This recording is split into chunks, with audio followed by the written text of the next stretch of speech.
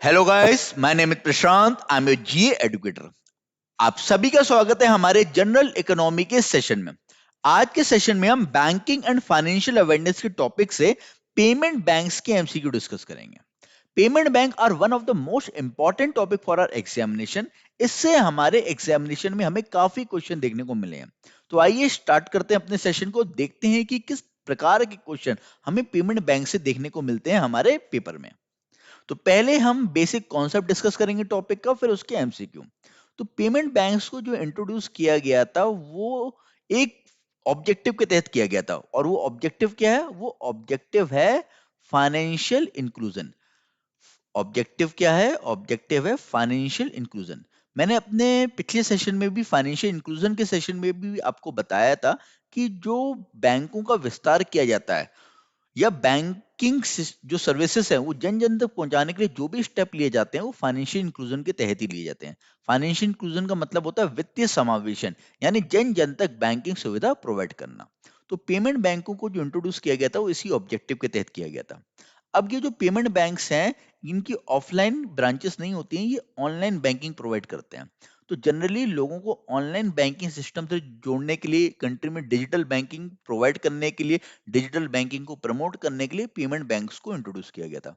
Payment bank को जो introduce किया गया था वो 2015 में इंट्रोड्यूस किया गया था। एक कमेटी बनी थी, उस कमेटी के रिकमेंडेशन पे भारत में पेमेंट बैंक्स को इंट्रोड्यूस किया गया था। कमेटी का नाम पता होना चाहिए, कमेटी थी नचिकेट मोर कमेटी। तो नचिकेट मोर कमेटी के तहत पेमेंट बैंक्स को भारत में इंट्रोड्यूस किया गया था। अब मैंने बताइए अपने ही तरीके के नए बैंकिंग सिस्टम को भारत में सेटअप किया गया था। नया क्या है इसमें? नया ये है कि इनकी ऑफलाइन ब्रांचेस नहीं है, पहली बात। दूसरी बात कि ये जो बैंक्स हैं they can only accept deposit, can only accept deposit up to rupees 1 lakh, 1 lakh रुपए तक का ये डिपॉजिट ले सकते हैं। And can not provide loans, can not provide loans. Generally जो बैंक्स हैं वो लोन प्रोवाइड करके अपना बिजनेस करते हैं, बट ये लोन प्रोवाइड नहीं करेंगे। ये जनरली जो भी डिजिटल सर्विसेज हैं, डिजिटल बैंकिंग सर्विसेज हैं, वो प्रोवाइड करके ये अर्न करेंगे। तो आइए देखते हैं कि किस प्रकार के क्वेश्चन पेपर बनते हैं और कौन कौन से इंपॉर्टेंट पॉइंट है जो हमें ध्यान रखने चाहिए। ठीक है, लेट्स स्टार्ट। तो पहला क्वेश्चन है, what are the objective of payment bank? Payment banks को इंट्रोड्यूस करने का ऑब्जेक्टिव क्या था? जैसे कि मैंने बताया कि जो ऑब्जेक्टिव था वो क्या था? फाइनेंशियल इंक्लूजन, यानी जन जन तक बैंकिंग सुविधा प्रोवाइड करना, to provide banking to every house hold.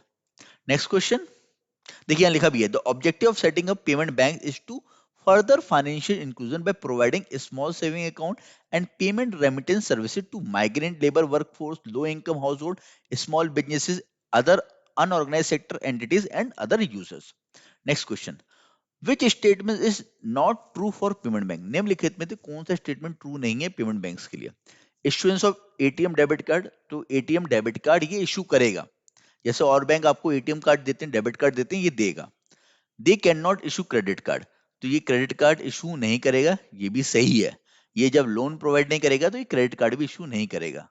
They are allowed to give loans, तो ये सही नहीं है। पूछा ना विच इज नॉट ट्रू, तो they are not allowed to give loan, तो इन्हें अलाउ नहीं है ये लोन प्रोवाइड करें। They can not accept NRI deposit, ये भी गलत है, एनआरआई डिपॉजिट भी ले सकता है। A payment bank account holder would be able to deposit and withdraw money through any ATM और अदर सर्विसेज प्रोवाइडर। तो किसी भी एटीएम से, जैसे हम अपने, हमारा मान लीजिए आपका अकाउंट एचडीएफसी बैंक में, आप एसबीआई बैंक से पैसे निकाल सकते हो, तो वैसे ही यहाँ पर भी आप कर सकते हो, ठीक है, इनकी एटीएम कार्ड से। Next, what is the minimum paid up capital for setting payment bank? Bharat में अगर जो पेमेंट बैंक ओपन हुए हैं उनकी मिनिमम कैपिटल कितनी रही? तो उन जो मिनिमम कैपिटल रही पेमेंट बैंक्स की वो रही है 100 करोड़। 100 करोड़ की लागत के साथ पेमेंट बैंक्स को भारत में ओपन किया गया। ठीक है, payment bank can accept deposit up to, payment bank कितना डिपॉजिट एक्सेप्ट कर सकते हैं? लोन प्रोवाइड नहीं करेंगे बट ये डिपॉजिट एक्सेप्ट करेंगे, तो कितना अमाउंट तक का ये डिपॉजिट एक्सेप्ट कर सकते हैं? तो they can accept up to 1 lakh rupees deposit. Next question, on the recommendation of which committee payment bank were establish? कि कमिटी के रिकमेंडेशन पे भारत में पेमेंट बैंकों की स्थापना हुई। तो अभी मैंने आपको बताया था कि नचिकेट मोर कमिटी के रिकमेंडेशन पे भारत में पेमेंट बैंक्स की स्थापना की गई। Next question. The payment bank will registered as a public limited company under which act? Payment bank जो है एक पब्लिक लिमिटेड कंपनी रहेंगी और किस एक्ट के तहत रजिस्टर्ड होंगी। देखिए, भारत में जब पेमेंट बैंक की लाइसेंस की बात आई तो बहुत सारी कंपनीज ने पेमेंट बैंक के लाइसेंस के लिए अप्लाई किया, और पेमेंट बैंक के लाइसेंस के लिए अप्लाई करने के लिए ऐसी कोई भी रिक्वायरमेंट नहीं थी कि आपको पहले से बैंकिंग बिजनेस की नॉलेज हो।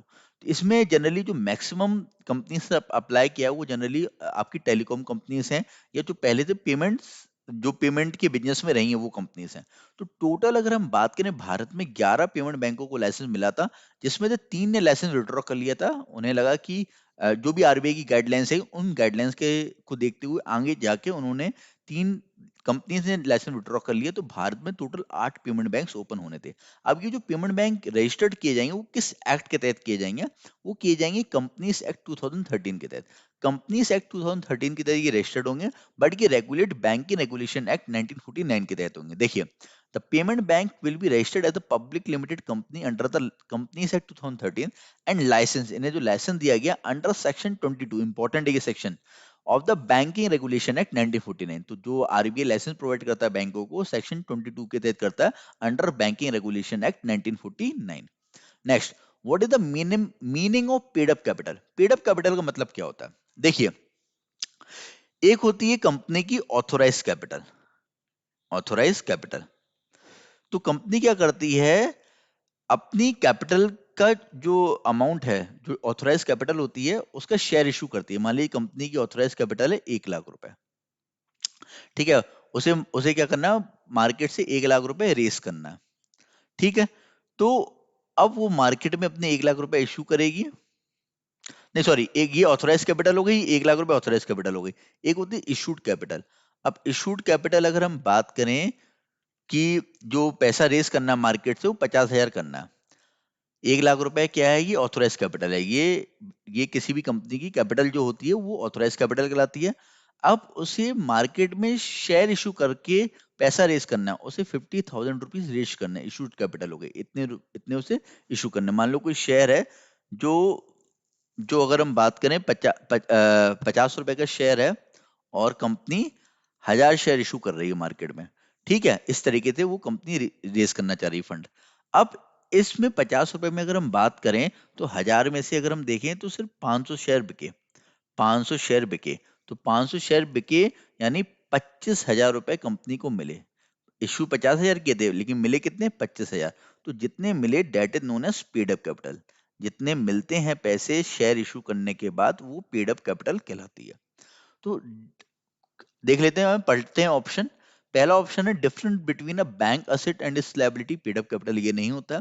Amount of money for which shares of the company were issued to the shareholders and payment was made by the shareholders. तो यही होगा कि इशू किया, और मान लो अगर पूरे के पूरे शेयर बिक जाते, मान लो 1,000 शेयर बिक जाते, 50,000 हो जाते, तो 50,000 ही पेड अप कैपिटल हो जाती। बट जितने हमने हमारे केस के अकॉर्डिंग 500 शेयर बिके 50 रुपए के हिसाब से, तो 25,000 रुपए पेड अप कैपिटल हो गई। तो इशू किया था 50,000 का, बट पेड अप हुआ 25,000 का, ठीक है। तो यही इसका सही जवाब है। Next question, which is the India first payment bank? अब 8 पेमेंट बैंक है, आपसे बस जो क्वेश्चन पूछा जाता है कि इंडिया का पहला पेमेंट बैंक कौन सा था, जो पहला पेमेंट बैंक सेटअप हुआ था। तो पहला जो पेमेंट बैंक था वो एयरटेल पेमेंट बैंक था, जो 2017 में स्टैब्लिश हुआ था।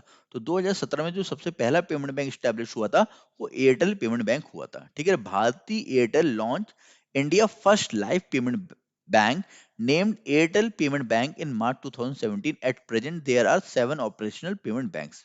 ठीक है, अभी भारत में टोटल 7 ऑपरेशनल पेमेंट बैंक्स हैं। How much percent FDI is allowed in payment bank?